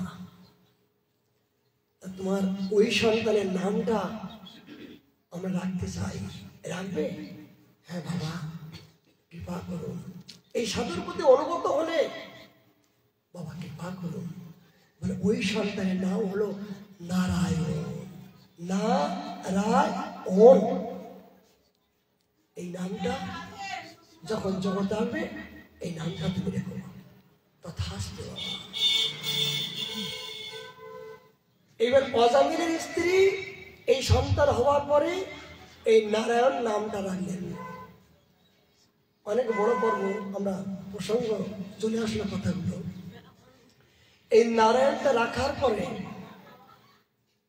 যখন এই অজামিল সারা জীবন বিভিন্ন প্রকার অপকর্ম করত, চামড়ার কাজ, বিভিন্ন প্রকার শূদ্রের মতন কর্ম আদি করত, কিন্তু একটাই তার গুণ ছিল কি? নারায়ণ এটা নিয়ে আসতো, নারায়ণ এইটা করত। নারায়ণ মানে অন্য ছেলের চেয়েও ছোট ছেলের প্রতি তার একটা শ্রদ্ধা ছিল। এই নারায়ণ নারায়ণ বলে তিনি সর্বক্ষণ চিন্তা করত এবং তার দেখে কাজও করতেন। এবার কোন ক্রমে তার মহাকাল এসে গেল, মৃত্যুর ঘন্টা বেজে গেল। এই মৃত্যুর ঘন্টার সময় 4 জন যমদূত এসে অবস্থান করছে। 4 জন যমদূত বিভিন্ন প্রকার বিভৎস রূপ নিয়ে এই অজামিলের সামনে এসে দাঁড়িয়েছিলেন। তিনি হঠাৎ করে বিভৎস রূপ দেখে, নারায়ণ নারায়ণ তুই আমাকে রক্ষা কর, আমাকে আয়। যখন তার এই বিভৎস রূপদের ভয় পেল, একটা প্রসঙ্গ মনে আসলো। অনেক সময় দেখবেন অনেকে মৃত্যুর সময় অনেকে মলমূত্র পায়খানা প্রস্রাব করে ফেলে। লক্ষণ কি? অনেক মৃত্যুর সময় পায়খানা করে ফেলে, প্রস্রাব করে ফেলে। কেন? এই জন্য লক্ষণ, এই মৃত্যুর সময় যখন যমদূত তার সামনে আসে, তার এই বিভৎস রূপ দেখে ভয়েতে তিনি পায়খানা প্রস্রাব করে ফেলে। এটা মনে করতে হবে তার প্রকৃত সৎপথে হয়ে নাই, তিনি একজন ভালো ব্যক্তি নয়। তার প্রমাণ মৃত্যুর সময় উপলব্ধি করা যায়। অনেক সময় দেখা যায় চোখ চেয়ে আছে, এই চোখটা চেয়ে আছে। চোখটা কেন? এই চোখটা চেয়ে থাকা মানে তিনি সর্বক্ষণ ভগবানের সেই স্বরূপটা দেখতে দেখতে তিনি প্রাপ্তি হয়েছেন, ভগবান ধামে চলে গেছেন। তার সর্বপ্রথম সুলক্ষণ তার এই চোখের এই দর্শনদারিতে উপলব্ধি করা যায়। এই যে মৃত্যুর সময় কিছু অনুভব করা যায় যে ইনি কোন জাতীয় সংস্কার এবং কোন ধামে চলে গেছেন, এটা উপলব্ধি করা যায়।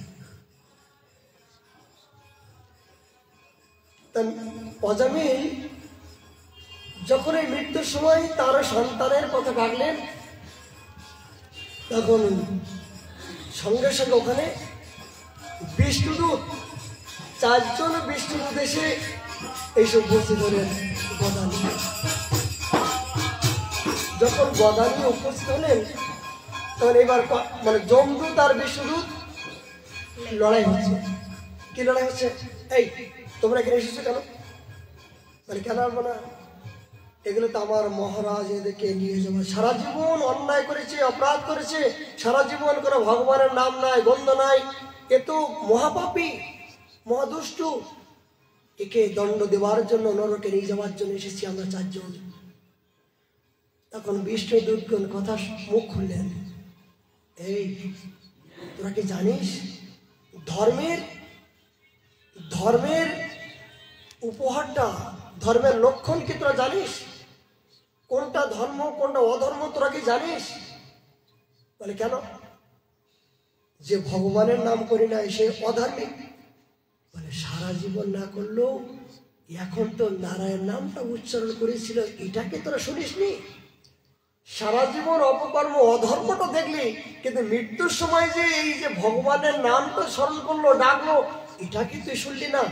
বলে ও তো ভগবানের নাম নয়, ও মৃত্যুর ভয়তে ওর নিজের ছোট সন্তানকে ডেকেছিল, নারায়ণ বলে ডাকছিল।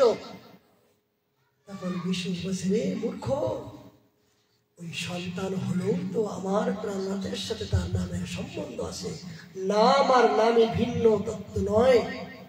যা মূর্খ, যদি এখন এই মুহূর্তে এখান থেকে না যাস, এই গদা দিয়ে তোদের মাথা ফাটাই দেবে।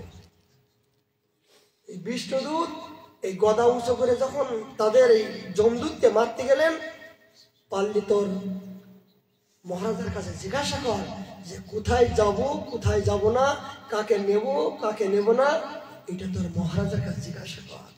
তোদের এখনো ধর্মের জ্ঞান উপাধি হয় নাই। তখন যমদূতগণ যমরাজের কাছে যে বলছেন, এ রাজামশাই, আমরা সারা জীবন চাকরি করলাম কিন্তু আর চাকরি করবো না, সারা জীবন চাকরি করলাম আর চাকরি করবো না, এই তোমার এই ডান্ডা আর তোমার ঠান্ডা এই তোমার কাছে রাখলাম। বলে তোমার ডান্ডা আর তোমার ঠান্ডা এখান থেকে এই দরখাস্ত লিখে দিলাম, আমি তোমার এই চাকরির থেকে আমি বহিষ্কৃত। যমরাজা বলছেন, কি ব্যাপার, তোরা যদি না থাকিস তাহলে আমার চাকরি করবে কে? আর তোরা যদি চাকরি না করিস তাহলে আমার নিজের চাকরি তো গৌর নিতাই গৌর হরি বলে যাবে। যমরাজা বললেন, আমার যদি কর্মচারী না থাকে তাহলে আমার চাকরি তো ভগবান, আমার চাকরি তো হরিতাই গৌর হরি বল। তোরা আমার চাকরিটা খাবি? তোরা কি আমার চাকরিটা খাবি? তখন যমদূত বলছেন, রাজামশাই সত্য করে বলো তো যে জগতে তোমার উপরে আর কেউ আছে?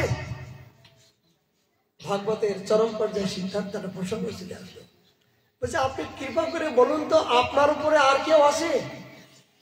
বলে, আছে বই কি,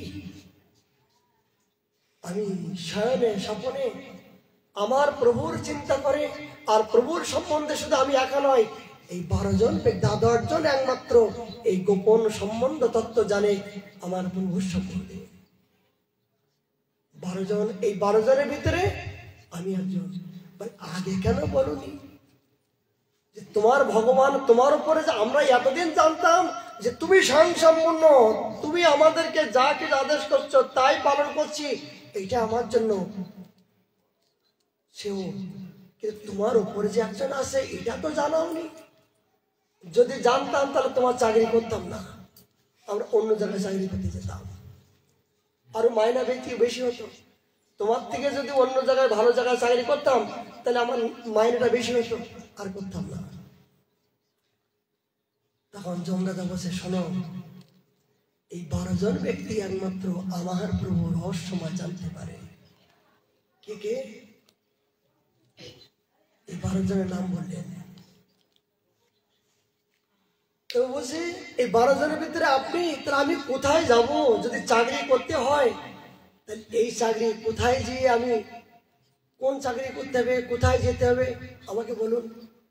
তখন জমদাদা বললেন, জমদার শোনো, এতদিন আমি তোমাদেরকে এই কথা বলি নাই, আজকে বলতে বাধ্য হচ্ছি। কি? যারা এই সুন্দর দেহ পেল, মনুষ্য জীবন পেল, এই বদন পেল, হস্ত পেল, চরণ পেল,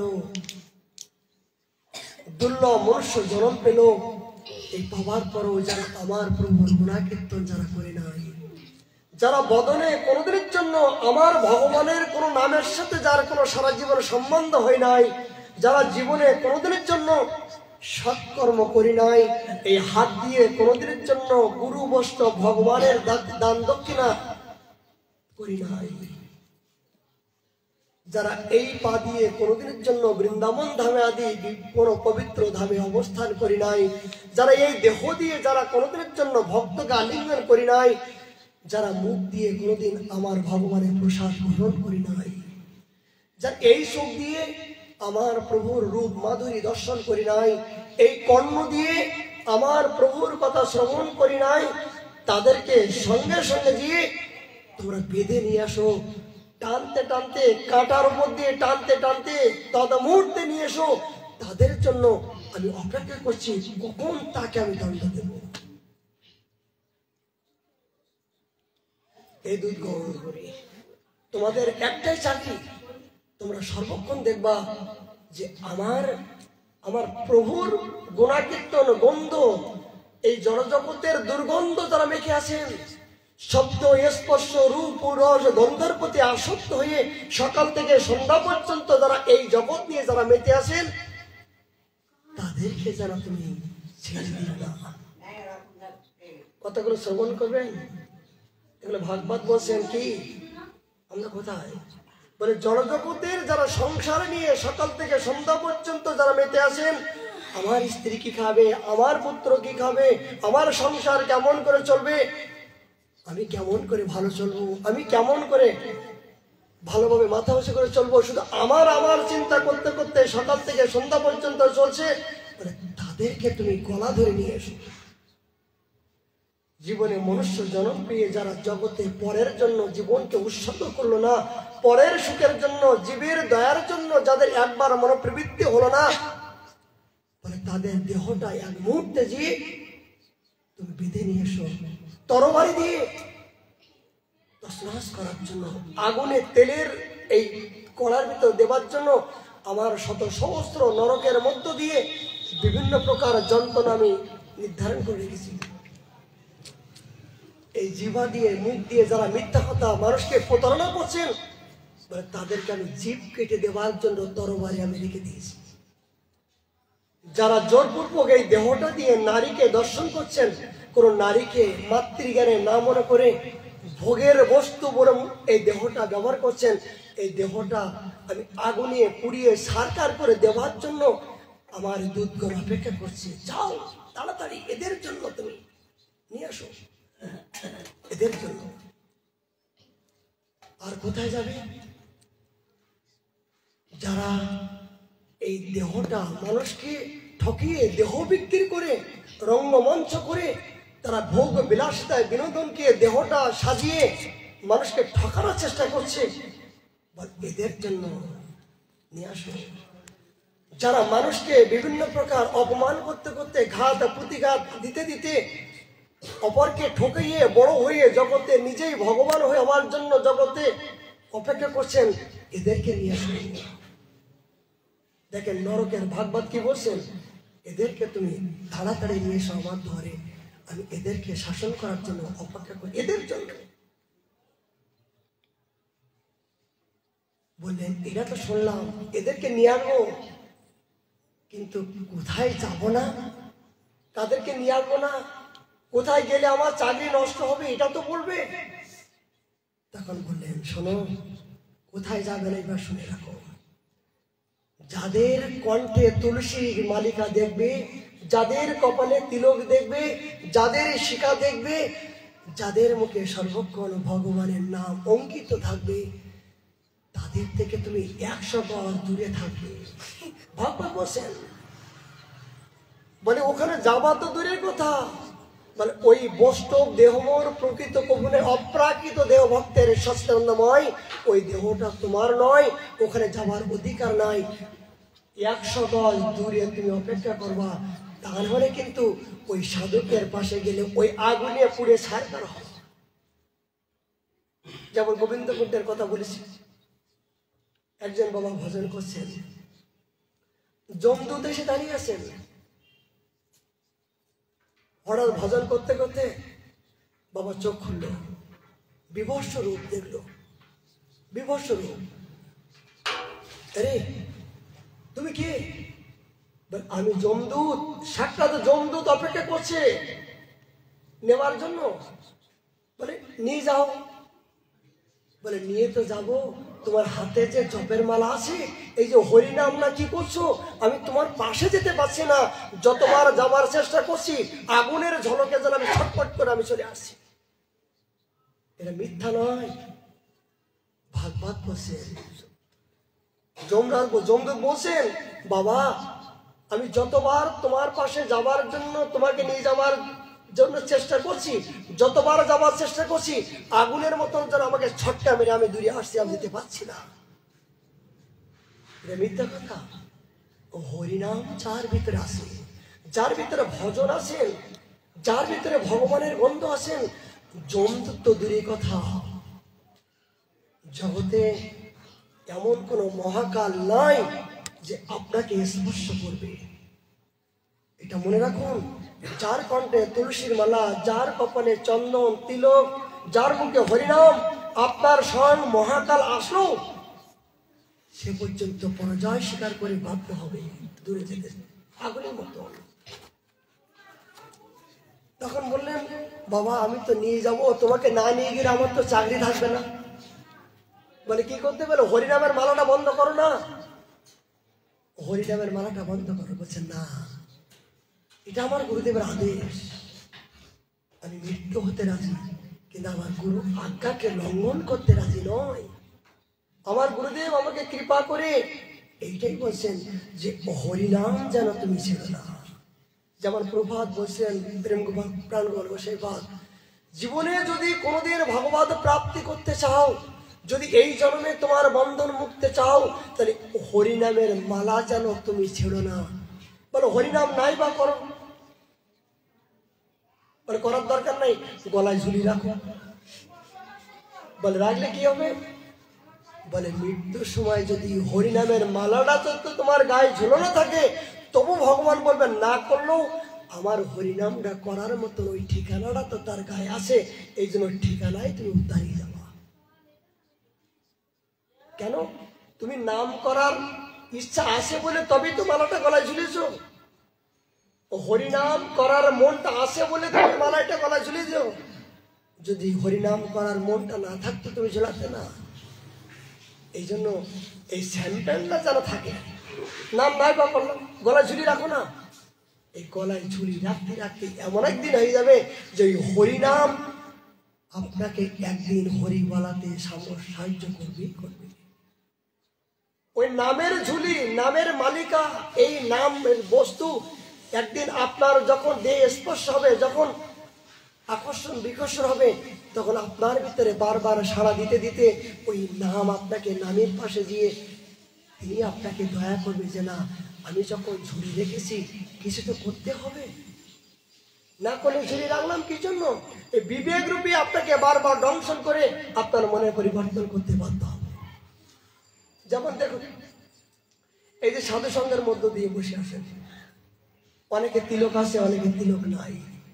যাদের তিলক নাই তারা কিন্তু ওই তিলক পরা ব্যক্তিকে দেখে ভিতরে ধাক্কা লাগবে পরের দিনকে, যে আমি এই তিলক মালার মধ্য দিয়ে আমি বসে থাকলাম, কিন্তু কালকের থেকে আমাকে তিলক করে আসতে হবে। এই বৃন্দাবনে অনেক নতুন ভক্ত আসছে, যখন আসছে তখন প্যান্ট শার্ট পরে, হ্যান্ড শার্ট পরে, একেবারে অনেক বড় ভদ্রলোক। কিন্তু হঠাৎ করে সারা জীবন তিলক পরেনি, ধুতি পরেনি, কিন্তু রাধাকুণ্ডে এসে তারা তিলক পরছে, তারা ধুতি পরছে। কি ব্যাপার, তিলক পরলে কেন সারাদিন? বলে তিলক না পরলে লজ্জা করছে, শরম করছে, চলতে পারছে না, যেন নিজের বিবেক রূপে আমাকে দংশন করছে।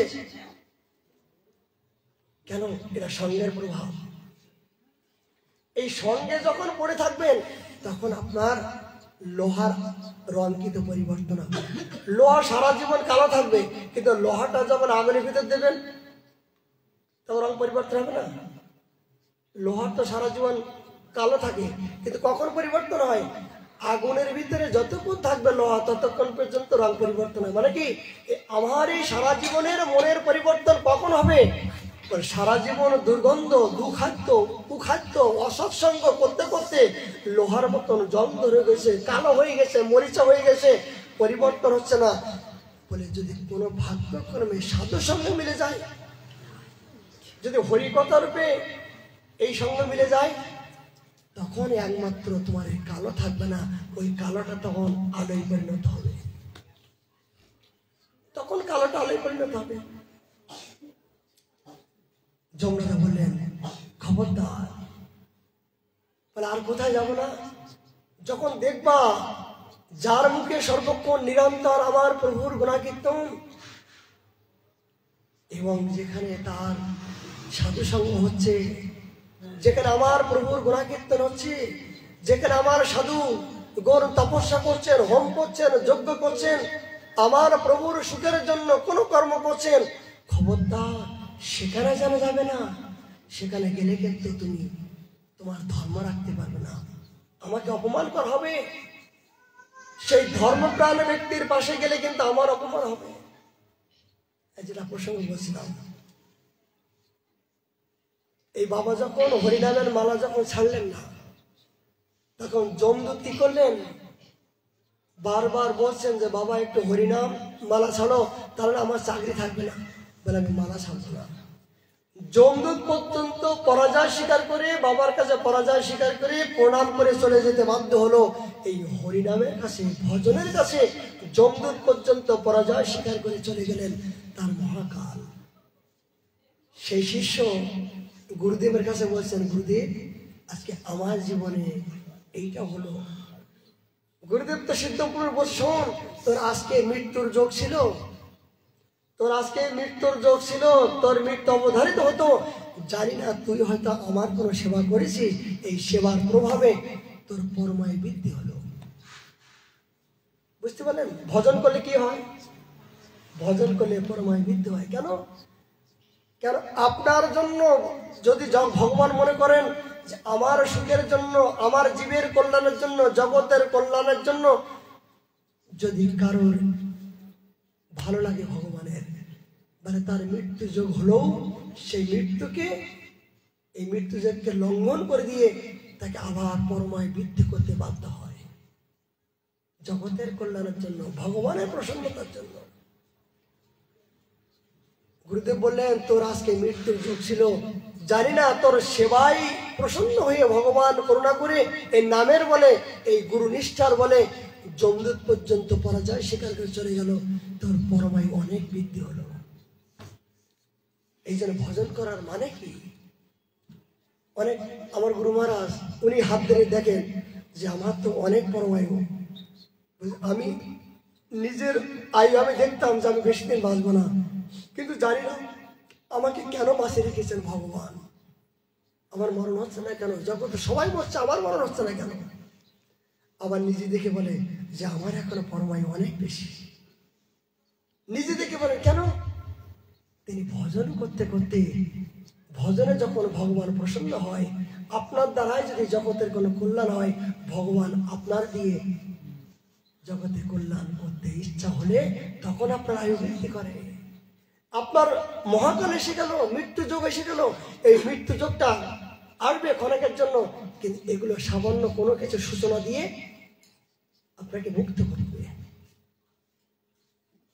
যারা উদ্ধার হবে প্রভু, তার কথা আছে মনে, প্রভুর অন্তরের কথা জগতে কে বা জানে? যমদূত পর্যন্ত পরাজয় স্বীকার করে কোথায়? ভক্তের কাছে, ভজনের কাছে। এবার যমরাজ বললেন যে কোথায় যাবে না, খবরদার যারা হরিরূপে গোড়া কীর্তন করছেন, যারা সর্বক্ষণের জন্য সারা জীবনে, এবার এই বিষ্ণুদূতগণ ওদেরকে বলছেন, রে তোরা তো জ্ঞান নাই, সারা জীবন তার সন্তান হলো, আমার নামের সাথে নামের সম্বন্ধ আছে, তোর প্রভুর কাছে যে জিজ্ঞাসা কর।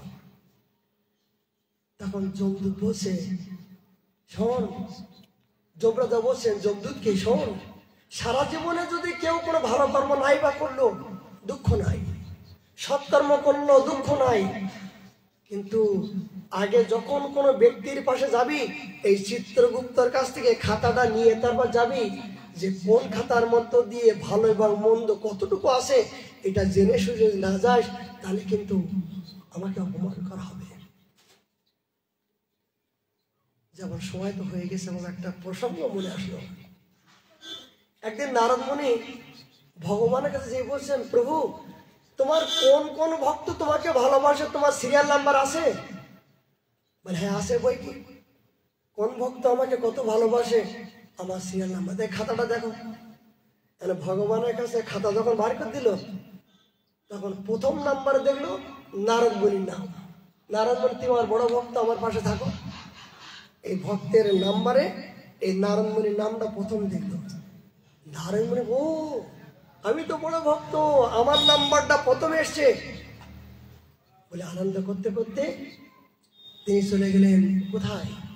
রাম রাজ্যে। যে হনুমানের কাছে বলছেন, হনুমান আমার প্রভুর নিকটে একটা তালিকা আছে, ভক্তের তালিকা। সেই ভক্তের তালিকার সবার নাম দেখলাম, ব্যাস, শুক, নারদ, কপিল আদি সবার নাম দেখলাম, কিন্তু তুমি পশু বলে তোমার নাম্বার তো দেখলাম না। তুমি কেমন ভক্ত? জগতে নাকি তোমাকে সবাই ভক্ত বলে, কিন্তু তোমার নাম্বার তো দেখলাম না কেন?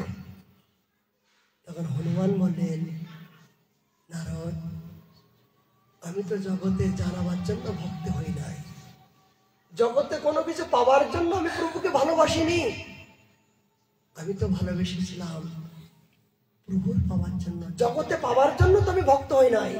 আমরা ভক্ত হয়েছি কি জন্য? মান সম্মান যশ প্রতিষ্ঠার জন্য। যারা ভক্ত হয়েছে তাদের সিরিয়াল নাম্বারটা আসেন, কিন্তু হনুমান বলছেন আমি তো একমাত্র প্রভুকে ভালোবাসার জন্য, প্রভুকে পাওয়ার জন্য, জগতে আর কোনো কিছু পাওয়ার আমার জীবনে আশা আশঙ্কা নাই, এই জন্য আমার নাম্বারটা প্রভুর খাতায় নাই। কেন? আমি তো এখনো ভক্ত হতে পারলাম না। তোমাদের মতন যারা ভক্ত হয়েছে তাদের খাতা নাম্বার আছে, কিন্তু আমি তো এখনো প্রভুর দাসত্ব, আমি দাসত্ব, আমি দাস, আমি তো ভক্ত হতে পারলাম না। হনুমান তো দাসত্ব ভক্ত ছিল না, আমি তো প্রভুর দাসের দাস, জীবনে ভক্ত হওয়ার মতো যোগ্যতা নাই। এই কথা শুনে নারদ মুনি ভগবানের কাছে এসে বললেন, প্রভু জগতে সবার নাম দেখলাম, কিন্তু এই হনুমানের নামটা নাই কেন? তোমার আর কোনো খাতা আছে? বলে হ্যাঁ, আমার একটা ডায়েরি আছে, আমার হৃদয়ে একটা ডায়েরি আছে। বলে ডায়েরিতে কার নাম? বলে দেখতে চাও? তখন ডায়েরিটা খুলে দেখলেন হনুমান হনুমান হনুমান হনুমান, প্রথম থেকে শেষ পর্যন্ত শুধু হনুমানের নাম, সেখানে আর কারোর নাম নাই। বলে প্রভু কেন? ওই ডায়েরিতে সমস্ত ভক্তের নাম, এই ডায়েরিতে পশুর হনুমানের নাম কেন? বলে যারা আমাকে ভালোবাসে তাদের নামটা আমি খাতায় লিখি, আর আমি যাকে ভালোবাসি, আমি যাকে ভালোবাসি, আমি যাকে শ্রদ্ধা করি, তার নামটা আমার হৃদয়ে এই ডায়েরিতে রাখি, তার নামটা আমি হৃদয়ে রাখি, এই ডায়েরিতে রাখি। জগতে কাউকে দেখাই না, জগতে আমি কাউকে দেখাতে চাই না। ভগবান বলছেন যে আমাকে ভালোবাসে সে তো আমার ভক্ত হয়, কিন্তু আমার ভক্তকে যারা ভালোবাসে সে আমার কি হয়? সে আমার প্রাণ হয়, সে আমার, সে আমার সদস্য, সবকিছু। এই যে আমি ভক্ত হতে চাই না, ভক্তের ভক্ত। কেন হনুমান এত বড় ভগবানের ভক্ত হলেন? সীতা ঠাকুরানী আজ এই হনুমানের শ্রদ্ধা দেখে প্রভুর গলার মালাটা দিয়েছিলেন এই হনুমানের গলায়। হনুমান একের পর এক সেই মহারত্ন, সেই মালাটা চিবাচ্ছেন, মুখ দিয়ে দাঁত দিয়ে চিবাচ্ছেন, বারবার চিবিয়ে চিবিয়ে তছনছ করে দিচ্ছেন। সীতা ঠাকুরের বললেন, কিরে তুই পশু তো, এই মুক্তার হার মহিমা তুই জানিস? তখন এই হারটা নিয়ে প্রভুর কাছে বলছেন, প্রভু সত্যি করে বলো তো, তুমি জগৎময়, সর্বত্র তোমার নাম আছে, জগতের সবকিছুর ভিতরে তোমাকে দেখতে পাই, জগতের মধ্য দিয়ে তোমার নামটা আমি দেখতে পাই, কিন্তু হারের ভিতরে তোমার নামটা আমি কেন দেখতে পাচ্ছি না?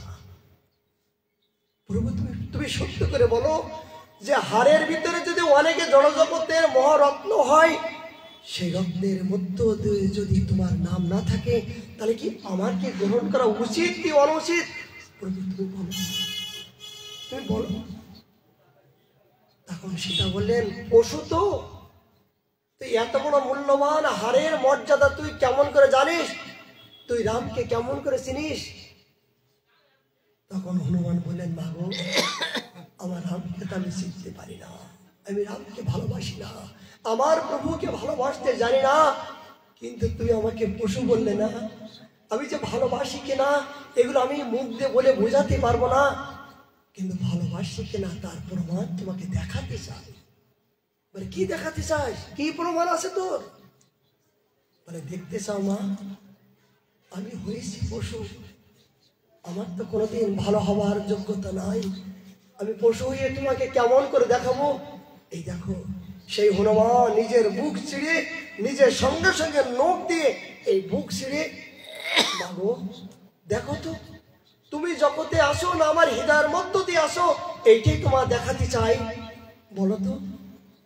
সকল মা সীতা ঠাকুরানী দেখছেন এই পশুর ভিতরে হৃদয়ের মধ্য দিয়ে রাম, লক্ষ্মণ, সীতা, এই তিনজন হৃদয়ের মধ্য দিয়ে রক্ত ঝরঝর করে পড়ছে, কিন্তু এই হৃদয়ের মধ্য দিয়ে এই তিনজন অপেক্ষা করছে। তখন সীতা ঠাকুরানী কেঁদে বললেন, হনুমান, তোর কাছে আমি পরাজয় স্বীকার করলাম, সত্যি তুই। এই জন্য প্রভু রাম সেই হনুমানের কাছে পরাজয় স্বীকার করে বললেন, না, জগৎ আমার যারা ভজন করে তাদের নামটা আমি খাতায় রাখি, আর আমি যাদের ভজন করি তাদের নামটা আমি হৃদয়ের ডায়েরিতে রাখি। এই নামটা কাউকে দেখায় না, কাউকে বুঝায় না, কাউকে জানাতে দেয় না। কেন? ওরা আমার হৃদয়ের সম্পত্তি। প্রেম সম্পত্তি কোথায়?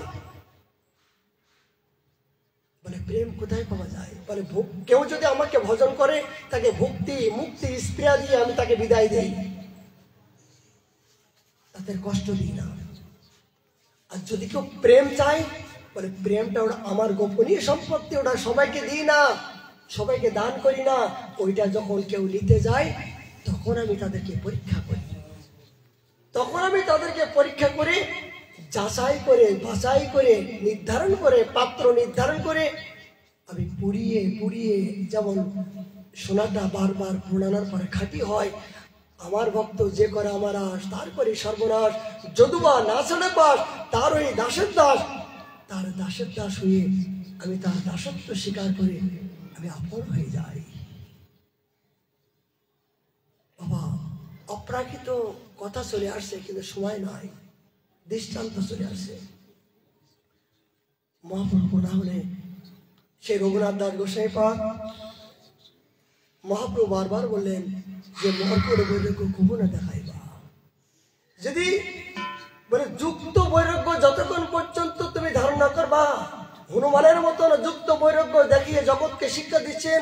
আমি জানি যে আমার কৃষ্ণ এবং শ্রীরাম একই তত্ত্ব, কিন্তু আমার প্রেরণা, আমার আরাধ্য দেবতা একমাত্র আমার শ্রীরাম। এইটা যতক্ষণ পর্যন্ত জীবের নিষ্ঠা না আসবে ততক্ষণ পর্যন্ত যুক্ত বৈরাগ্য হবে না। এই যুক্ত বৈরাগ্য সম্বন্ধে আমরা আগামীকাল আলোচনা করব। আজকে সময় তো সংক্ষেপ, অনেক কিছু বলতে ইচ্ছা হচ্ছে, সময় নাই। সময় জানো বাবা, এই 2 ঘন্টা কখন চলে যাচ্ছে বুঝতে পারছি না। জানি না মদন মোহনের কি করুন না, যখন বসে মনে করি কি বলবো কি ও সম্বন্ধে আলোচনা করবো, কিন্তু প্রসঙ্গ চলে আসছে। এই আপনাদের মতন ভক্তের দেখে যেন এই হৃদয়টা যেন আরো বলতে ইচ্ছা হয়। এই ভক্তের ভাবনা দেখে ভগবানের শুনতে ইচ্ছা হয়, আর ভগবানের যখন শুনতে ইচ্ছা হয় তখন এই পাঠক তো একজন উপলক্ষ মাত্র, কাষ্ঠের পুতুল, যারে জয়ছে না চাই তৈছে করে নিত্য। মহাপ্রভু করুণা হলে আমরা আগামীকাল আবার 4টার সময় আমরা হরিকথা পরিবেশন করবো। আজকের মতন এখানে বিশ্রাম।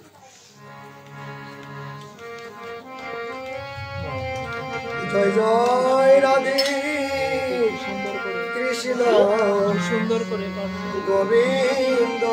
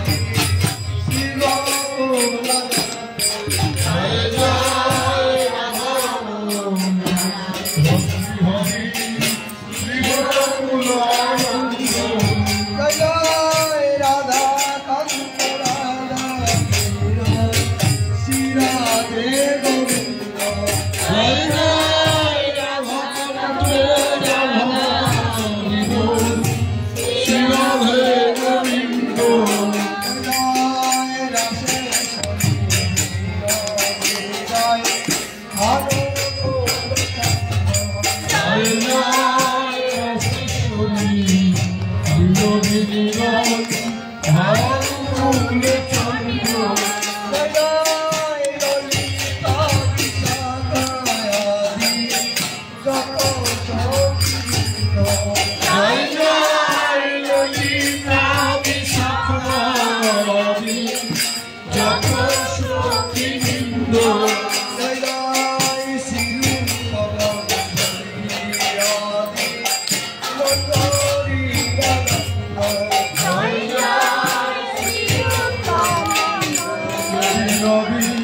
Krishna